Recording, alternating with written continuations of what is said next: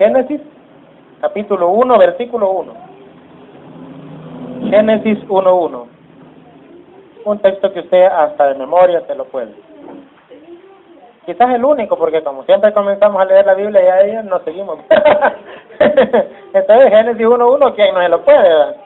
Digo yo. Vale, Génesis 1:1. ¿Lo tenemos? Leemos en la palabra de Dios.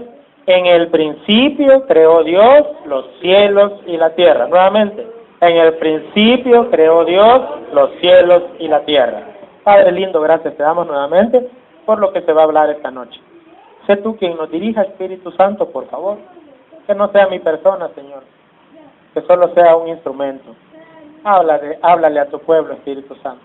Y háblame a mí también. Señor, necesitamos de ti. En el nombre de Jesús. Amén y amén. Pueden sentarse, hermanos. Amén. La semana pasada, hermanos, comenzamos a ver que la caída de Satanás se dio probablemente entre Génesis 1:1 y Génesis 1:2. Basados, es una teoría nada más, ¿verdad? Que se llama la teoría del paréntesis, en la cual se cree que Satanás, hermanos, se rebeló contra Dios. Eso no es que se crea, eso sí fue cierto. Pero se cree que en el tiempo que transcurrió entre el versículo 1 y el versículo 2 del primer capítulo de Génesis, ahí fue la caída de Satanás. ¿Por qué? Porque en el principio dice, creó Dios los cielos y la tierra, y la pregunta que surge es, ¿y Dios es desordenado? No. Pero en el versículo 2 dice que la tierra estaba desordenada y vacía. En hebreo es bohu y tohu, y eso significa que había caos y vaciamiento. Así se traducen ambas palabras.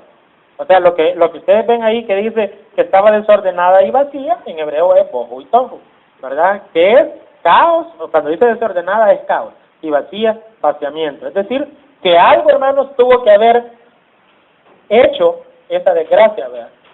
Algo tuvo que haber eliminado lo que había.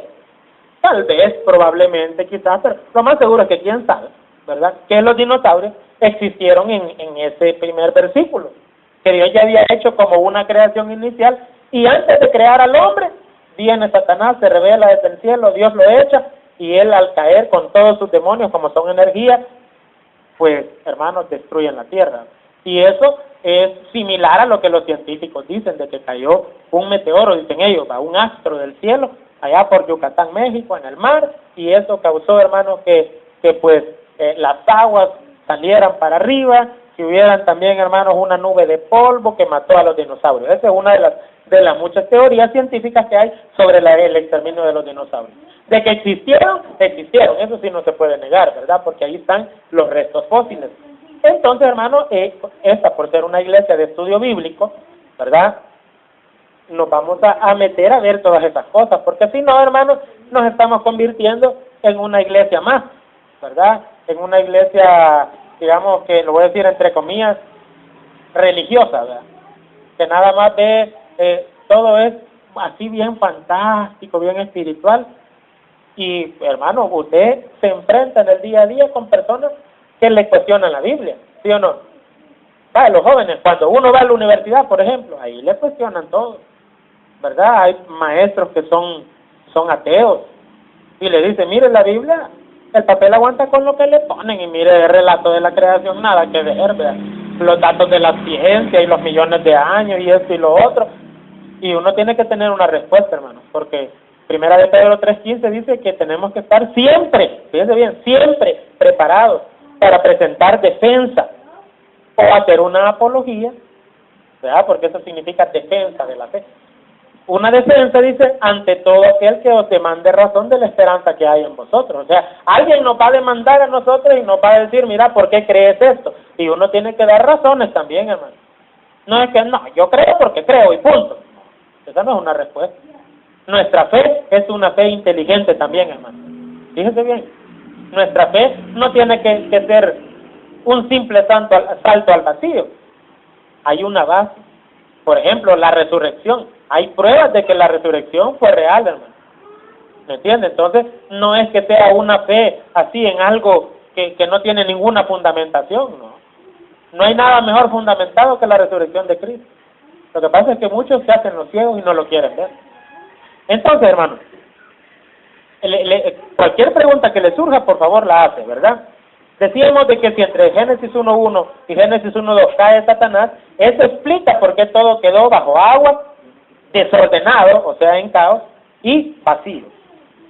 Yo saco una aplicación de acá, que así como todo había quedado bajo agua, o sea, hundido, todo era un caos y todo estaba vacío, pero vino Dios y comenzó a ordenar todo, porque cuando uno comienza a leer todo el capítulo, Dios comienza a darle orden a aquel caos, a aquel desorden. Igual sucede en nuestras vidas, ¿o no, hermano? A veces nosotros estamos igual.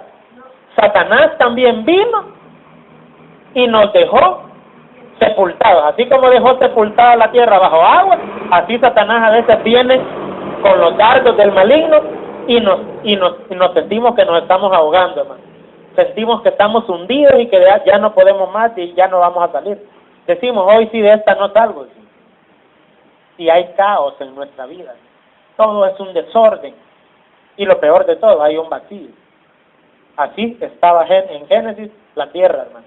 Y vino Dios, y vino Jesús, y vino su Santo Espíritu, vino la Santísima Trinidad, y comenzaron a ordenar todas las cosas. Y Dios puso un orden, y cada día de creación terminaba con una frase. Y vio Dios que era bueno. Bueno, porque todo lo que hace Dios es bueno, ¿no, hermano? Él pone, fíjese bien, orden en el desorden. Él pone a Jesús donde hay un vacío. La tierra estaba vacía. Y vemos que Dios dijo, y lo que sale de Dios es su palabra, y Jesús es la palabra.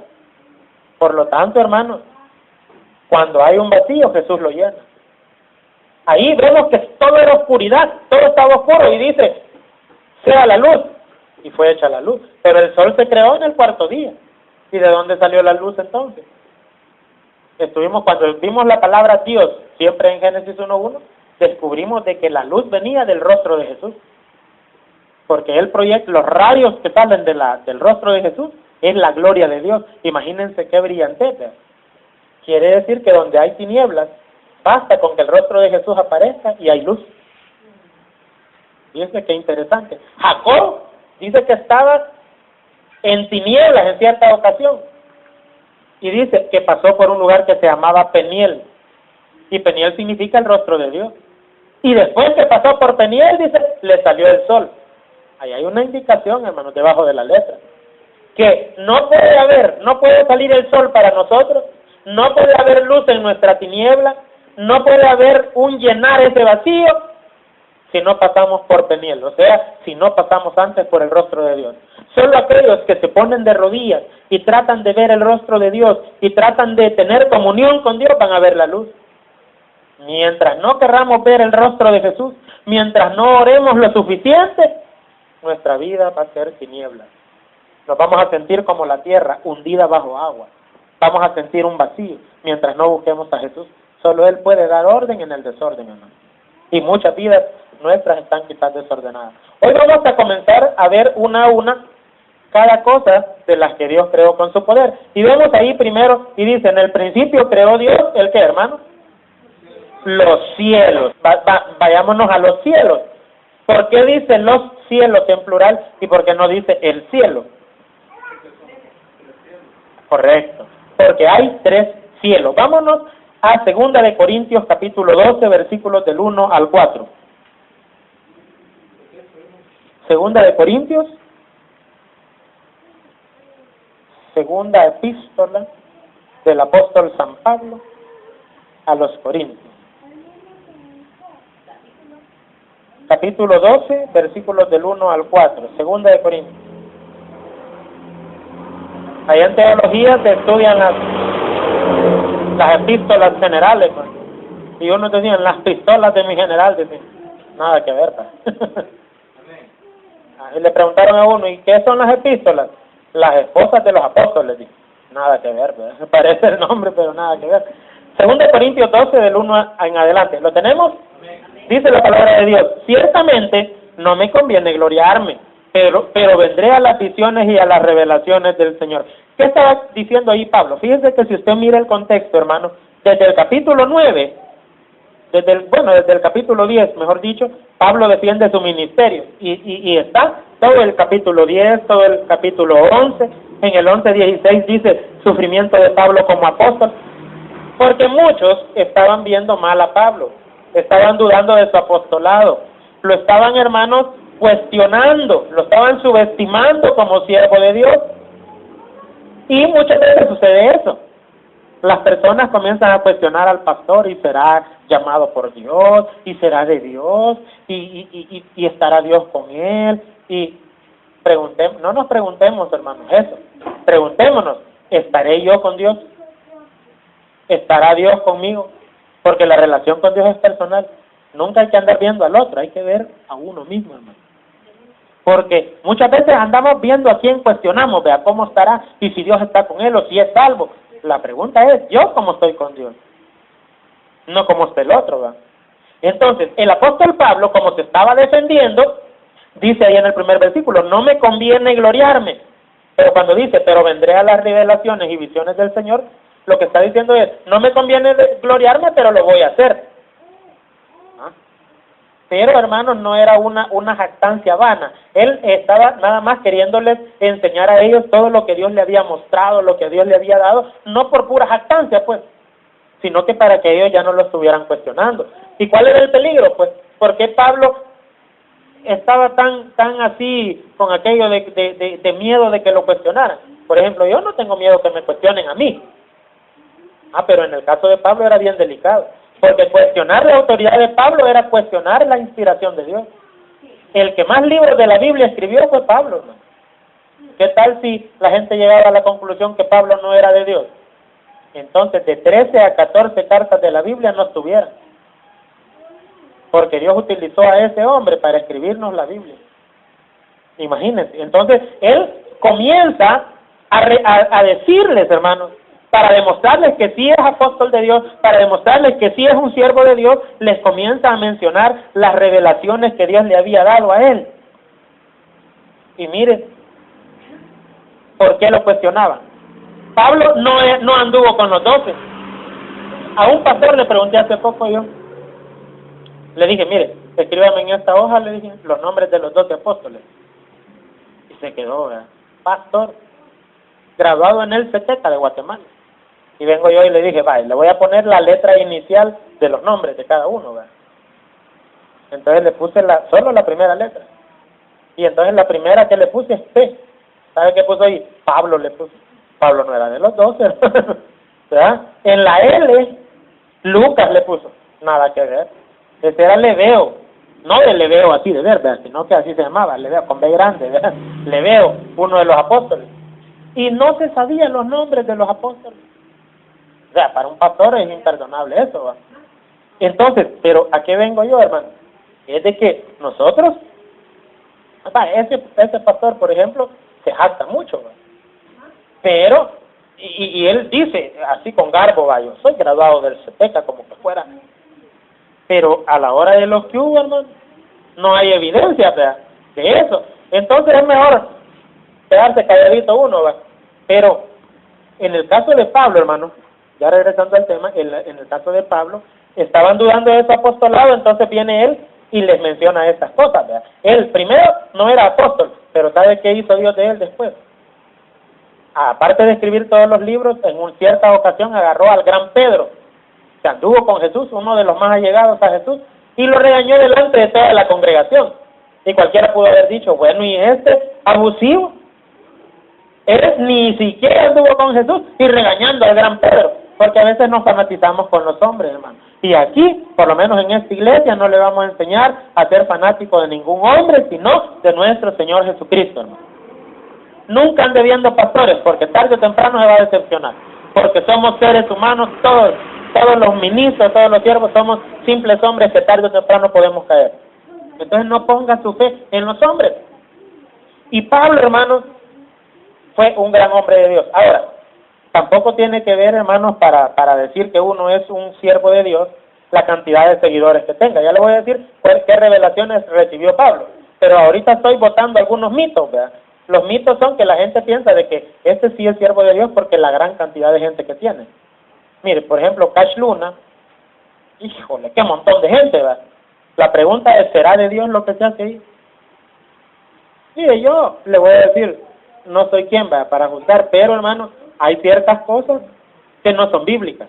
Y como no son bíblicas, nosotros no las hacemos. Yo no lo critico, pero la verdad es que hay ciertas cosas que hasta parecen antibíblicas. Joel Osteen, allá en los Estados Unidos, es el pastor que tiene la iglesia más grande. Y hay gente que lee sus libros y todo, y dice, el gran Joel Osteen, ese es un motivador, hermano. Un motivador, ese, para mí, no es pastor. Para mí es un motivador, que ocupa la Biblia para motivar. Pero esa doctrina que él predica viene de la nueva era, viene de la ciencia cristiana, de la cienciología, de donde es Tom Cruise y John Travolta, son de esa secta de la cienciología, se llaman ciencias de la mente. Yo le digo porque yo tengo la Biblia de la ciencia cristiana, escrita por Mary Baker Eddy, se llama la autora, y es una secta. Y esa mentalidad tiene este pastor, ¿verdad? Y todo se va orientando al dinero. Hermano, una iglesia donde solo pisto, y no le predican la palabra, sino que solo de pisto y de pisto, lo que quieren es bolsearlo, ¿va? ¿Me entiende? Y se dudaría que es de Dios. Entonces hay que tener cuidado, porque estos hombres tienen unas grandes congregaciones. Si no, miren a José Luis de Jesús Miranda, el que dijo que era Jesucristo. Después dijo que era el anticristo y le andaba poniendo los 3 seises a la gente. Por ahí sacan en internet, no se ponen de acuerdo. Unos dicen que ya se murió, otros dicen que no se ha muerto todavía. Pero ese hombre tiene una gran organización con un montón de gente que lo sigue y le entregan su dinero a ciegas porque él dice que es de Dios. Y él después dijo que era Dios, ¿verdad? Ahí sale la mujer de él hablando, ahí en YouTube lo pueden encontrar. Y dice, yo lo dejé, dice, cuando él dijo que era Dios, se declaró Dios, yo mejor me aparté de él, dice. ¿Cómo un hombre va a ser? Y ahí lo sacan en YouTube, todo enfermo el pobrecito, nada que ver como estaba antes, ¿verdad? Todo pollón, hoy todo seco. Si no es que ya se murió de verdad, porque algunas noticias dicen que se murió. El autodenominado Jesucristo. ¿Pero qué le quiero decir? Que la cantidad de gente que alguien tenga no lo hace de Dios. No se confundan. Puede ser más de Dios una iglesia pequeña que una grande, ¿sí? Porque el número no determina nada. Ahora, ¿qué le reveló Dios a Pablo? Vea el versículo 2. Conozco a un hombre en Cristo que hace 14 años, si en el cuerpo no lo sé, si fuera del cuerpo no lo sé, Dios lo sabe, fue arrebatado ¿hasta dónde? ¿Estamos leyendo, hermanos? ¿Hasta dónde fue arrebatado? Según el versículo 2, al final. Hasta el tercer cielo. Y si hay un tercer cielo, ¿qué hay? Un primero y un segundo. ¿Y qué hay en el tercer cielo? Vea el versículo 4, que fue arrebatado, dice, al paraíso, donde oyó palabras inefables que no le he dado al hombre expresar. En otras palabras, el apóstol Pablo fue al tercer cielo y allí vio el paraíso. Y oyó palabras que cuando las iba a decir, Dios le dijo, cuidadito, le dijo, no digas lo que has oído, solo menciona lo que has visto. Y Pablo lo que vio fue que en el tercer cielo estaba el paraíso. ¿Y cuáles son los 3 cielos? Bueno, los 3 cielos son el primero, el segundo y el tercero. Pero ¿cómo? Pues sí, que no lo sabe. Pero ¿cómo se llaman? Bueno, la atmósfera terrestre es el primero, el cielo que vemos. Luego tenemos la estratosfera, después de lo que es la capa de ozono, más para allá, es el segundo cielo, el universo. El tercer cielo es el cielo de Dios, a donde ningún hombre puede llegar. Hay una línea divisoria entre el segundo y el tercero. Solo Dios sabe dónde queda esa línea. Pero miren qué precioso lo que Dios le mostró a Pablo. Para demostrar, hermano, el apostolado de él. ¿Verdad? Él estaba mencionando esto. Miren, para que vean que yo sí soy de Dios, les voy a decir lo que vi. Y les menciona, hermano. Y la pregunta es, ¿ya ha tenido usted algún tipo de experiencia así, hermano, que le demuestre que usted es de Dios? Bueno, en primer lugar, no es necesario, porque nosotros le creemos a la palabra. Amén, hermano. Pero, por ejemplo, a mí Dios me dio una vez una revelación. Fíjense que yo estaba allá en Ciudad Barrios como pastor, ¿verdad?, del tabernáculo. Entonces, yo quería saber cómo iba a ser el ministerio que Dios me iba a dar ahí. Bueno, no ahí, ¿verdad? Yo, donde Dios quisiera, pero yo quería un ministerio grande, como lo que todo todo pastor anhela. Entonces hice algo bien poco ortodoxo, ¿va? Algo que no se debe hacer, no me vayan a imitar, ¿verdad? Yo dije así, voy a abrir la Biblia y donde caiga el dedo, ahí que Dios me diga qué es lo que me va a dar, como ministerio, ¿verdad? Y yo tomaba como ejemplo ahí en Ciudad Barrios a la iglesia de Lin, porque era grande, la más grande de ahí, ¿verdad? Claro, el pastor que la recibió allí, la recibió como con 1000 miembros, y cuando yo llegué a pastorear ahí el tabernáculo, esa iglesia tenía como 200 miembros, si no es que menos, ¿verdad? Un bajón horrible. Pero siempre llegaban varios vehículos de los cantones, llegaban, y llenos de gente. Entonces yo algo así quería. Y yo le dije, Señor, un día en oración, Señor, revelame en tu palabra qué me vas a dar a mí. Yo me imagino, Señor, le dije, estas palabras le dije yo me imagino una iglesia con carros y mucha gente. Así dije yo. Y esas son las palabras que yo utilicé, literalmente. Bien me acuerdo. Carros y mucha gente, así quisiera yo una iglesia, Señor. O sea, pero carros no para, miren, el pastor tiene un Jaguar, un Rolls Royce, un BMW. No, yo cuando dije carros, yo estaba pensando en vehículos donde hubiera gente montada, así como veía yo en esa iglesia, que llegaban los vehículos a traer a los hermanos. Así quería una iglesia yo. Bueno, Dios me lo está cumpliendo hoy, ¿verdad? Porque allá anda un vehículo que todavía no es mío, pero cuando el hermano se descuide, va a ser... Uy, entonces ya andamos trayendo gente. Pero mire, yo le dije, Señor, dime qué me has de dar. Entonces, ya les digo, no lo vayan a hacer ustedes. Sí, ¿y saben por qué le hago esta advertencia? Porque hay uno que hizo lo mismo, ¿va? Y cuando abrió la Biblia y vio ahí, decía, y Judas se ahorcó. No, dijo, no puede ser que Dios me esté mandando a ahorcarme, dijo, no puede ser, la voy a cerrar. Dijo, Señor, háblame ahora, dijo, puso el dedo, ¿va? Y lo que vas a hacer, hazlo más pronto, decía. Oh, chica, dijo, Dios, está preciso que me ahorque yo, ¿verdad? No, es que no puede ser, dijo. Y, ¿verdad? Y la cerró y la volvió a abrir y puso el dedo y decía, porque 5 maridos has tenido y el que ahora tienes no es tu marido. ¡Qué barbaridad! No puede ser, ¿verdad? Así, para que no le vaya a hacer eso, hermano, no lo haga así. Pero yo así lo hice. Y le dije, Señor, yo quiero saber qué me has de dar, pero yo quiero carros y mucha gente. Y abrí la Biblia y puse el dedo. Y el versículo donde estaba mi dedo era 2 de Crónicas 16:8. Búsquelo, hermano, por favor. Usted puede decir que estoy loco, que estoy chiflado, que qué casualidad, que qué coincidencia. Pero yo, hermano, lo interpreto que Dios me habló. Nunca más volví a hacer eso, ¿verdad? Porque no es ortodoxo. 2 de Crónicas 16:8. Dios nos va a hablar en nuestra lectura diaria, pues, ¿verdad? No es que va a abrir uno la Biblia y va a poner el dedo. Pero dice 2 de Crónicas 16:8. Los etíopes y los libios no eran un ejército numerosísimo con, ¿qué? Carros y mucha gente de a caballo. Con todo, porque te apoyaste en Jehová, Él los entregó en tus manos.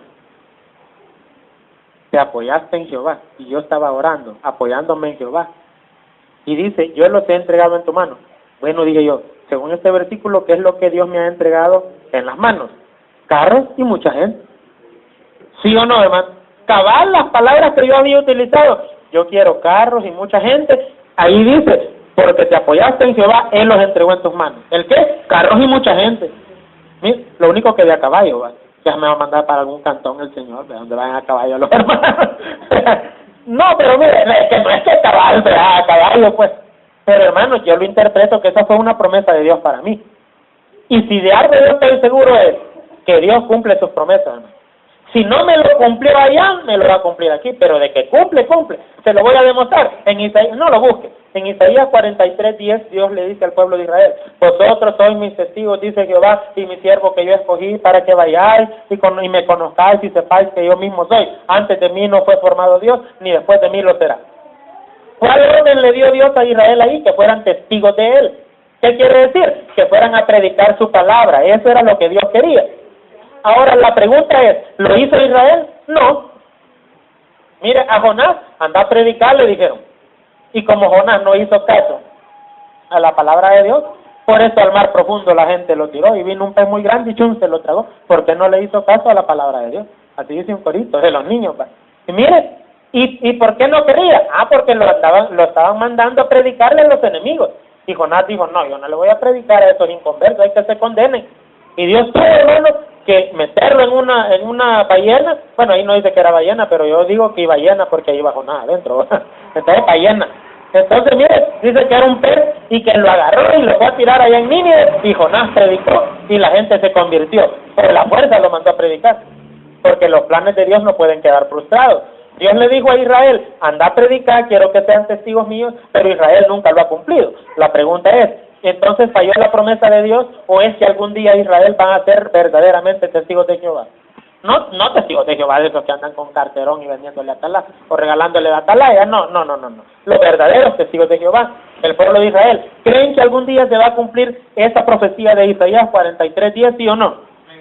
Claro, porque toda la palabra de Dios se cumple. ¿Y cuándo es que el pueblo de Israel va a predicar su palabra? Pues en el período llamado la gran tribulación, Apocalipsis capítulo 7.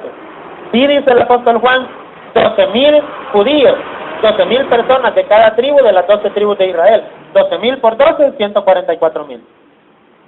Sellados, dice, de las 12 tribus. ¿Y qué hacían los 144,000 sellados? Son los que van a predicar la palabra de Dios durante la gran tribulación. Son los primeros convertidos dentro de la gran tribulación. En otras palabras, ahí se va a cumplir la promesa de Dios. ¿A qué lo quiero llevar? Que nunca una promesa de Dios ha dejado de cumplirse. Entonces, volviendo al tema, Dios llevó al apóstol Pablo al tercer cielo y eso nos demuestra entonces que sí son 3 cielos. Amén, hermano. Por eso es que en Génesis 1:1 dice, en el principio creó Dios los cielos, el primero, el segundo y el tercero, la atmósfera, estratosfera y el cielo de Dios. Amén, hermano. Ahora la pregunta es, ¿qué vio Pablo, dijimos, allá en el tercer cielo? El paraíso. ¿A dónde estaba el paraíso antes?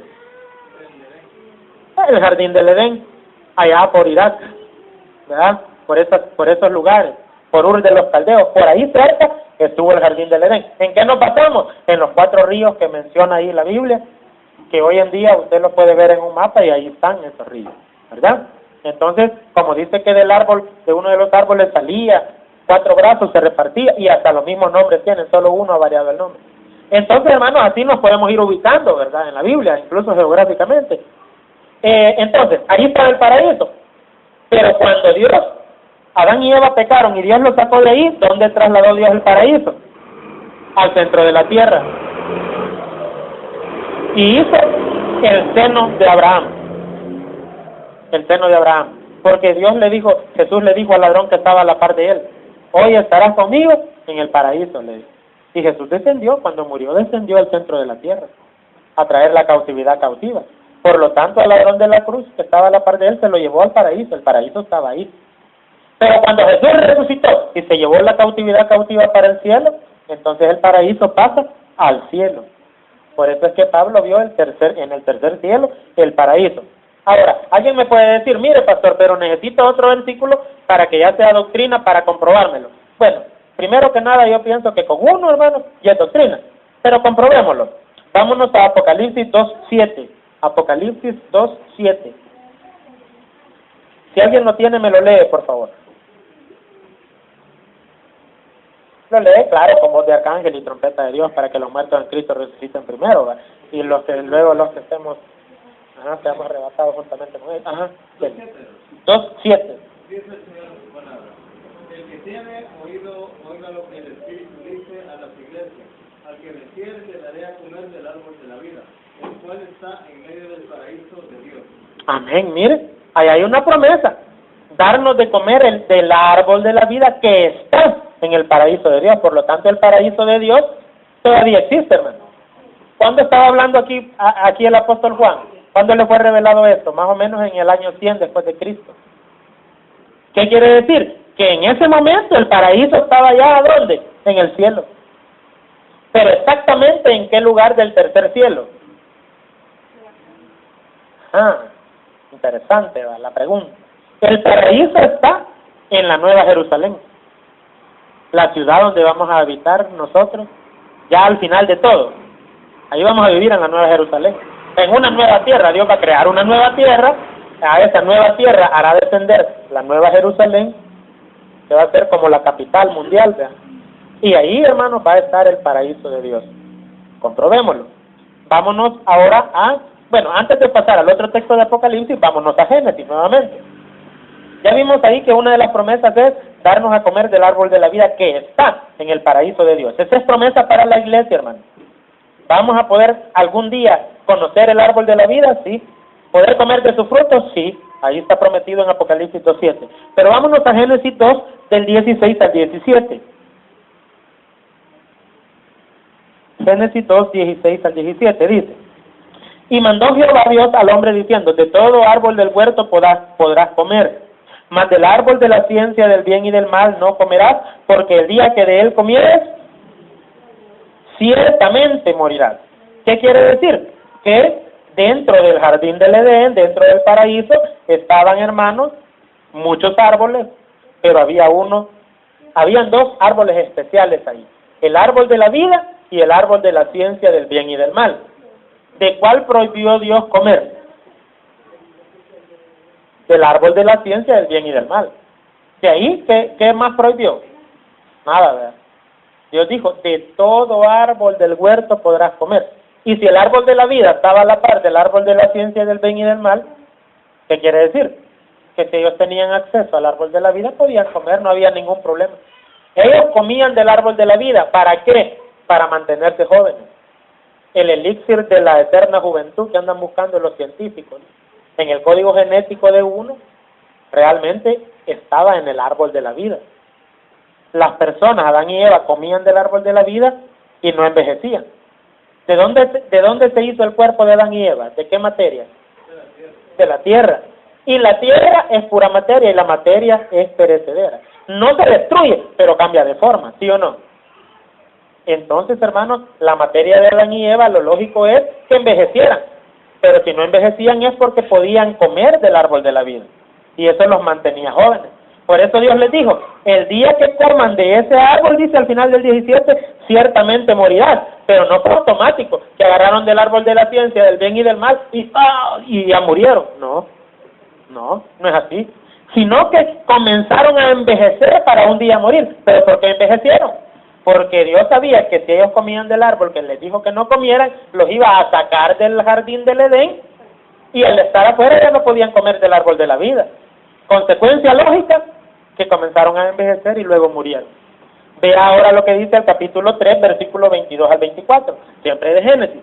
3 del 22 al 24. Y dijo Jehová Dios: he aquí el hombre es como uno de nosotros, Padre, Hijo y Espíritu Santo, sabiendo el bien y el mal. Ahora pues, que no alargue su mano y tome también del árbol de la vida y coma y viva para siempre. Y lo sacó Jehová del huerto del Edén para que labrase la tierra de que fue tomado. Echó pues fuera al hombre y puso al oriente del huerto de Edén querubines, o sea, ángeles, y una espada encendida que se revolvía por todos lados para guardar el camino del árbol de la vida. Entonces viene Dios y dice que el hombre no coma ya del árbol de la vida. ¿Por qué? Porque si no va a ser como uno de nosotros, dice la Trinidad. O sea, va a ser eterno. Quiere decir que el hombre, aún habiendo pecado, pero si comía del árbol de la vida, entonces iba a ser eterno, sí. Aún siendo pecador podía ser eterno. Pero si comía del árbol. Si no comía del árbol, no. Moría. ¿Y quién es el árbol de la vida, hermano? Es Cristo. ¿Cuál es la diferencia entre los inconversos y nosotros? ¿Será que ellos son pecadores y nosotros no? Todos somos pecadores. La Biblia dice: por cuanto todos pecaron, están destituidos de la gloria de Dios. Entonces, ¿por qué el inconverso no tiene vida eterna, sino que debe ir al infierno a condenación? ¿Y por qué nosotros sí tenemos vida eterna, si ambos somos pecadores? ¿Cuál es la respuesta a esa pregunta? Porque nosotros tenemos a Cristo. ¿Y Cristo es qué dijimos? El árbol de la vida. Entonces, fíjense qué bonito. Había una espada y habían querubines, pero Dios, simbólicamente hablando, nos dejó entrar al jardín del Edén, siendo pecadores, y hemos comido a Cristo y somos eternos. ¿Cómo la ves? ¿Por qué? Porque dice la Biblia que Dios, cuando Jesús murió y dijo: tetelestai, consumado es, el velo del templo se rasgó, ¿Qué quiere decir? Que ahora los seres humanos, lo que solo el sumo sacerdote podía hacer una vez al año, entrar al lugar santísimo, a la presencia de Dios, hoy, a través de la sangre del Cordero, todos podemos entrar a la propia presencia de Dios. Y si estamos donde está Dios, ahí está el árbol de la vida, y solo agarramos y comemos y somos eternos. Mire qué bonito. Entonces no es cierto aquella filosofía o aquella teoría que ha manejado siempre la iglesia, voy a omitir el nombre, de que cuando comimos el árbol, la sangre se contaminó y por eso nos morimos. No, lo que pasa es de que cuando el hombre pecó, moralmente falló ante Dios y Dios dijo que se iba a morir porque Dios sabía que sacándolo del jardín y ya no teniendo acceso al árbol de la vida, se iba a morir. O sea, en realidad no es el pecado lo que lo mata a uno, porque si Adán y Eva hubieran comido del árbol, aún siendo pecadores hubieran sido eternos, como vuelvo a repetir. ¿Qué quiere decir? Entonces, que el pecado no es lo que lo mata a uno, lo que a uno lo mata es el no tener acceso a Jesús. Inconversos y cristianos, todos somos pecadores y todos tenemos acceso a Jesús, pero unos lo tomamos y lo comemos y otros lo ignoran. Amén, hermano. ¿Estamos entendiendo? ¿Alguna pregunta hasta aquí, hermano? ¿Alguna pregunta? Yo sé que, mire, esta es teología pura, hermano. Hay cosas que a veces cuesta agarrarle. Por eso yo le digo, pregunte, sin ninguna pena. ¿Ya? Vale, entonces fíjense bien. Ahora sí, vámonos a Apocalipsis 22. Apocalipsis 22.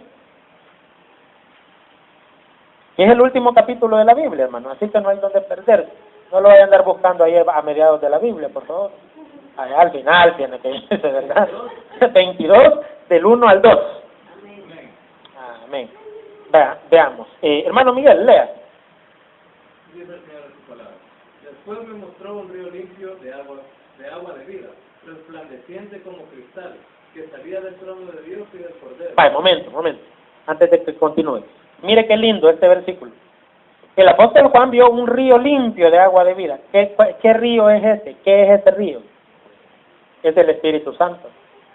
¿Por qué? Porque Juan capítulo 7, versículos 37 al 39, Evangelio según San Juan, por supuesto, 7 del 37 al 39 dice que el que cree en mí, como dice la Escritura, de su interior correrán ríos de agua viva.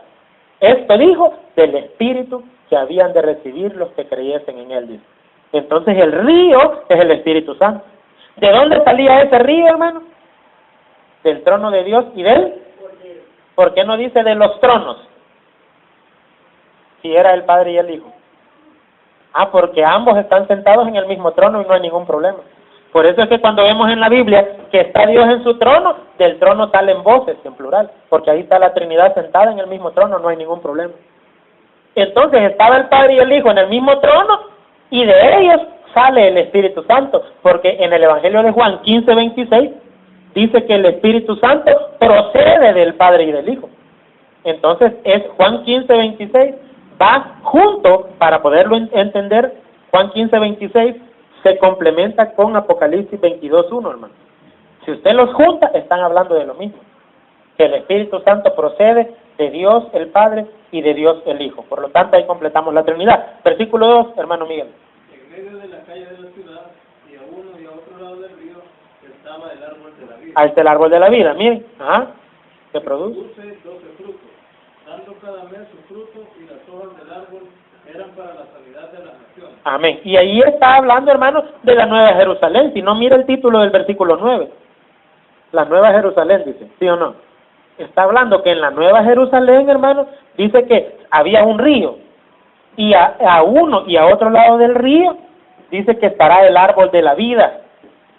¿Y para qué es el árbol de la vida? Para la sanidad de las naciones. Porque está hablando, hermano, que así como allá en el jardín del Edén, ellos comían del árbol de la vida y eran eternos, allá en el paraíso de Dios está todavía el árbol de la vida. ¿El paraíso dónde va a estar? En la Nueva Jerusalén. ¿Qué más va a haber en la Nueva Jerusalén y en el paraíso? El árbol de la vida. Y cada persona va a poder comer del fruto de ese árbol. Y mira el versículo 14. Bienaventurados los que lavan sus ropas para tener derecho al árbol de la vida y para entrar por las puertas de la ciudad. Entonces, hermanos, quiere decir que el paraíso todavía existe. Y que el paraíso no es, como dicen los testigos de Jehová, esta tierra eternamente, no. Va a haber un paraíso de 1000 años nada más, Apocalipsis 20 del 1 al 10. Un paraíso de 1000 años, ahí se cumplen todos aquellos versículos que los testigos agarran para hablar del paraíso. Ahí caben dentro de ese pasaje. Pero solo va a durar ese paraíso 1000 años, después de lo cual Dios va a destruir esta tierra y va a crear una nueva. En esa nueva, ahí sí va a estar el paraíso porque va a descender la nueva Jerusalén. Mire cómo son las cosas. Tal vez a usted no se le quede en este momento, tal vez usted no lo entienda del todo, pero de tanto y tanto escuchar, hermanos, acá hablar de lo mismo, usted le va a ir ya encontrando sentido. Y terminamos allá en Génesis 1:1 nuevamente, donde dice, en el principio creó Dios los cielos, ya vimos que son 3, y la tierra. Esos dos, los cielos y la tierra, fíjese bien, de esos 3 cielos, uno de ellos va a ser destruido. Y la tierra, esta tierra también será destruida. ¿A dónde encontramos eso, pastor? Apocalipsis 20:11. Hermano Miguel, si me lo encuentra rápido, me lo lee, por favor. El último capítulo, o el último libro de la Biblia, perdón, capítulo 20, versículo 11. Amén. Y hermana Linky, usted me va a leer el 21:1. Va, hermano Miguel, 20:11. Y vi un gran trono blanco y al que estaba sentado en él, de delante del cual huyeron la tierra y el cielo, y ningún lugar se encontró para ellos. Ajá, amén. Fíjense que cuando Dios haga el juicio final, el juicio del gran trono blanco, después de destruir esta tierra va a durar esos 1000 años, ¿verdad? Y los 1000 años vienen después de la tribulación. El orden de los eventos es así: arrebatamiento de la iglesia, gran tribulación 7 años, y luego 1000 años aquí en la tierra de gobierno de Cristo con su iglesia.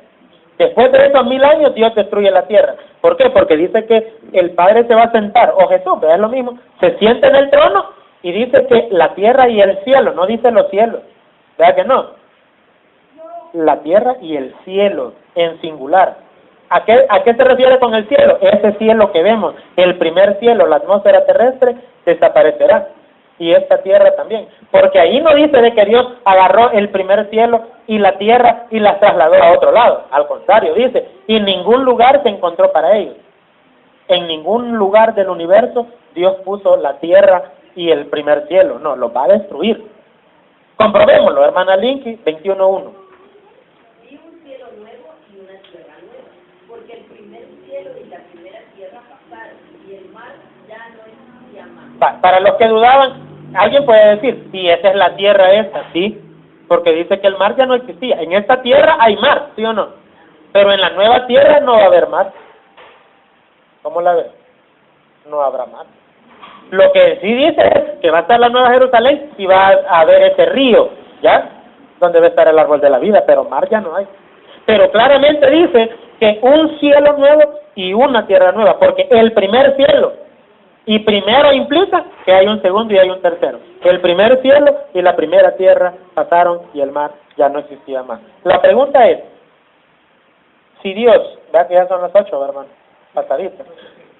Si Dios va a destruir todo, hermano, ¿por qué creen que lo va a hacer? ¿Por qué Dios va a destruir la tierra y a muchos de sus habitantes? Si tan buena gente somos nosotros. ¿Cómo no? Vea, tanta bondad que hay en la tierra y Dios va a destruir todo, ¿verdad, hermano? Mire, por la corrupción, por el pecado, Dios va a destruir todo. ¿Qué nos indica eso? Que nosotros, ya siendo hijos de Dios, hermano, es una vergüenza que andamos en pecado. Tratemos de ser santos para Dios, porque Él es santo. Démosle un aplauso a Jesús y vamos a orar. Papito lindo, gracias te damos. Gracias, Señor, porque nos has enseñado la palabra. Papito lindo, queremos avanzar más en este estudio. Danos la sabiduría. Perdónanos, Señor, si a veces fallamos en muchas cosas.